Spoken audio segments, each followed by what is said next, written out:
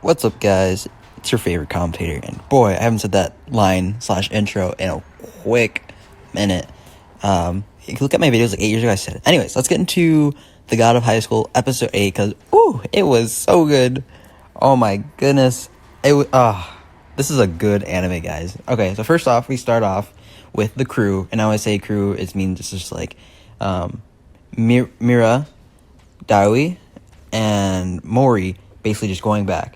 And apparently Mori had sustained some injuries, and he got helped with the use of technology, which is kind of interesting. It's like very punky, right? It's kind of weird to see that. I honestly wasn't expecting that. I was actually hoping like there'd be some sustained injury, and that like Mori was actually capable of dying. But he's the main hero. He's got some plot protection there. Maybe it's just not plot protection. It's just like the ability to help hurry and progress and have more fights over the series because we can just heal everyone with nanotechnologies. That was kind of interesting. I don't quite think it should have happened, but like then again, there's so many just like billboards and like flashing lights and everything. I could see why like everything looks so advanced. But anyways, we go on and we see why Mira has the sword. She appears to have like a deep connection with it, and it's like basically just handed down from generation to generation, which makes me think like, hey, this sword has some crazy ancestral power to it. That's the only reason she could have that sword, right? Like that's why they wanted her to pass it down, is it has some sort of ancestral power to it. And I think that's kind of interesting. Like, is she gonna awaken it or something? I mean, right now it's like just a sword. It's like a wooden sword, I think it was revealed as. But that's kind of neat. It's like there's something in her has to awaken. I feel like that's the case. I could be wrong. This could just be a sword that wants to pass it down. There's no problem with that. It's just I feel like there's probably more to it than that they've made it seem, which is cool and all. And it makes me think, what's up with Dawi? Because like he wasn't revealed to have anything too much besides like his grandma, or it might be his mom, in the deathbed. That was kind of messed up.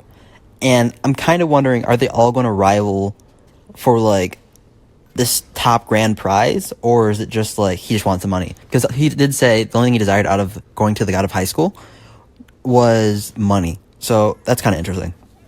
We didn't get too much about Mori, actually. It was just sort of blanked him out. But we did get some backstory of the other two main characters, which is kind of cool. I'm actually a little more interested in Mira, seeing that she's like the only one with a weapon right now.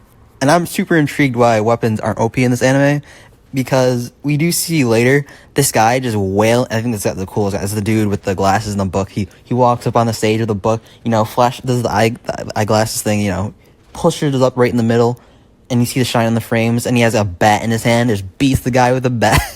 How is that not OP? Is that not OP? Is that just me? Because that's just freaking weird, having weapons like that, and that being, like, turn illegal. I guess this is a lot like, what is it a lot like?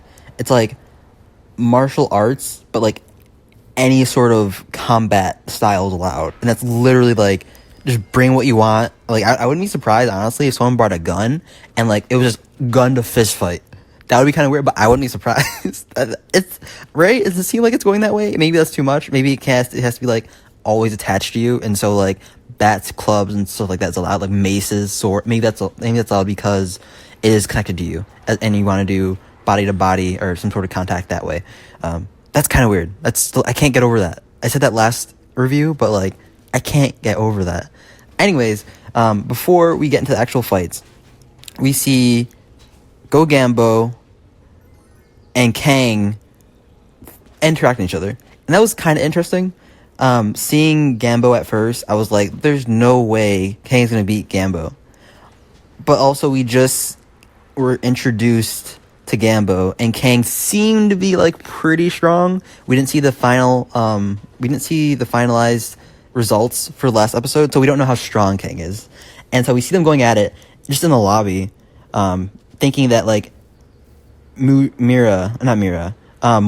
was just like relaxing and his guard was down, but he wasn't. He was just being super cocky. Like seeing this guy, like, oh my god, Mori's gonna get to him. He's gonna something's gonna come, and it's looking good for Mori, but like he is super cocky. Anyways, Gambo and Kang, they do the little fisticuffs right in the lobby, and it seems like Kang came out. Like he just did a kick, and all of a sudden Gambo had blood streaming down his face. That seemed like Kang was just kind of strong, right? It's like if Gambo was a little stronger, maybe that would have happened. That's what it seems like to me. That seems how that's the sort of interactions work. But Gambo bled. So after that, we go into the first fight, and we see Gambo versus Kang. Now, what are you expecting? I'm expecting an epic fight because these guys seem to be able to rival each other at first because looking how the interactions worked, like Gambo wasn't like scared at all. His eyes were closed during the first interaction in the lobby, while Kang is just like he seems to be like the brute. So they fight, and it seems like Gambo is winning. Like this guy is all that, and it was kind of weird because like it sort of seemed like he was kind of cocky with his eyes closed during most of the previous parts of the episode. And I was like, okay, this guy might actually win. I was like, there's no way, because the guy he's fighting against, Kang, was like in the whole end of episode 1, right? Like he has to be stronger than this. And I saw that he was restrained. And so after a while of Gambo just like going at it, and like it looked like he was winning for the most part, Kang started to show some restraint, or I guess he tried to give up some of the restraint. In that the whole time he was fighting Gambo, he was actually restraining himself. He had his arm restraints in. And so he lets go one arm. And it was over. It was... okay, like, Gambo did not stand a chance. And it was disgusting. It was dirty. It was not good for Gambo. Because in the end, like, after the cool fight scenes and everything, like, while it seemed kind of cool, where, like, Gambo thought he could win despite Kang pulling up with one hand fight, even with Gambo's strongest attack, his Yang Yang full strike, I believe it was called, nothing happened. Like Kang just reflected it. Wow. That was wow. This guy is pretty nutty. He's pretty nutty. And I don't know what to say about that. Like, this guy seems pretty strong compared to Gambo. And I think Gambo was probably one of the ones that survived the first Battle Royale episode, right? If he's from there. I'm kind of expecting he was, because it seems like all the characters that we want to know about were from there, or were like spotted there. But I don't know that. So this guy's like super strong. This guy is like Kang, he just like wrecked him. And the worst part was like after all is said and done, and most of the fighting was done, we see that Kang was merciless, and he's trying to rip off his arms. Now, I'm wondering, why the hell are they stopping the fight? Like, this guy's literally trying to pop his arms out. It was so bad. And it seems like the fight wouldn't be over until someone yelled out or incapacitated. And so that was why it was happening. And it was like, whoa, everyone's just watching this? Like, this guy, like, Kang's trying to pull Gambo's arms out. That's naughty. That is disgusting. And we know from there, like, it was over for Gambo. Kang just destroyed Gambo. I don't even think it was a contest, really. Like, Gambo went full force with his last final technique, and it still didn't leave a touch on Kang. I think that's because, though, he reflected it, and so it didn't even, it didn't even touch him, right? So he just reflected it with equal force back, and just destroyed him. There was no sort of, like, misstep in, or mislaps in, like, fighting or, like, from Kang. Like, Kang was just unharmed from this final technique. That's all I'm trying to say. And so it was just absolute destruction of Gambo here. But then, because, you know, we got the main character here, and we have to see, like, the main character get in trouble in order to progress the plot and stuff like that, we see Mori come in to save the day. Out of nowhere. He just, flash. Out of nowhere. He comes in, saves the day, and I'm not quite sure why. Because he was in the lobby at first, and then he comes in super quickly. I guess there's no security getting in here. Like, the doors aren't locked or anything. Maybe he just busted through. I don't know. But he comes in, breaks through the way, and he pushes... Like, they're on the stage now. He pushes Kang away from Gambo, and Gambo is free. He's not being held, restrained, and his arms aren't trying to be popped out by Kang. And so I'm like, wow. Whoa. And so we see the interaction with Kang and Mori now, and they're starting to fight. And it looks like Mori just got like a nice hit on him, like he just went flying. But then we see like Kang's got some like dark energy in him. Like it's like radiating some weird sort of power energy, and I don't know what to expect. Like this is like the first sign of like the supernatural powering. I don't know. This is weird because like I was expecting to get more of a martial arts only fight, but it seems like there's some magical elements popping out from here. This dark aura seemed to be able to use for like offensive reasons. I'm wondering like this could potentially be used for defensive ways as well. Like it seems more than just a fighting anime right now. And so like when we saw this dark energy radiating from Kang and go after Mori, it seemed to be blocked by some of the judges, by one of the judges. I think they're judges, right?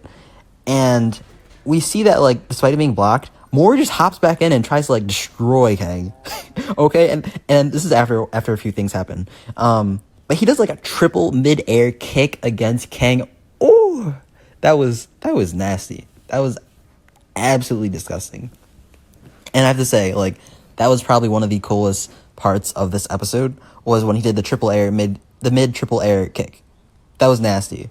And that reminded me so much of like my time being younger with like a lot of the Lee fights, like Rock Lee or Lee, and then like first I think Gaara, where like they did the mid-air kick down. That's what that reminded me of. It was so good. And then from there, that's pretty much what happens. And then I believe Mori ends up finishing Kang. And so after that happens, it's like, oh yeah, you know, Mori wins, and everyone's like pointing at Mori because he violated the rules, and you can't interrupt a fight like that when Mori interrupted the fight when Kang was trying to pull off Gamble's arms. Just like, I mean, it's the right thing to do, right? But like, I guess not, because I mean they sort of have like a pact not to interrupt a fight, because it's too until someone's incapacitated or until someone is willing to lose the fight, right? They're going to concede. And so we meet for the first time after this little quarrel, and Kang is face down, destroyed in the stage, and Mori looks like the victor. We see Mr. Mujin, and he is the head honcho of this tourney, and he just seems to like easily just like put Mori on the ground, and that was kind of cool. That's basically it. That's basically it about the episode. Episode was super interesting. I don't know what to say. I think we're going to see more of Mujin, and we're going to see what punishments they're going to put on Mori, because he probably needs some punishments, right? I don't know how they would punish him. Maybe take something away from him, or like put him against weaker people, so he doesn't like progress during the tourney as much, or I don't know. It's going to be weird. I don't know what's going to happen, but we see Dr. Mujin, and I think he's the one who did the destruction of that island in the first episode. And that's basically it. That's basically the episode. It was super good. Definitely check it out. Discussions for next episode. Let's see. What would I expect from next episode? There's not much to be said about next episode, because it seems to be a constant fights in each episode, right? So I don't know what to say about next episode. But tell me what you guys think about this episode in the description down below. Make sure you comment, like, and subscribe if you do. I will love you forever. But yeah, take care, guys. Peace.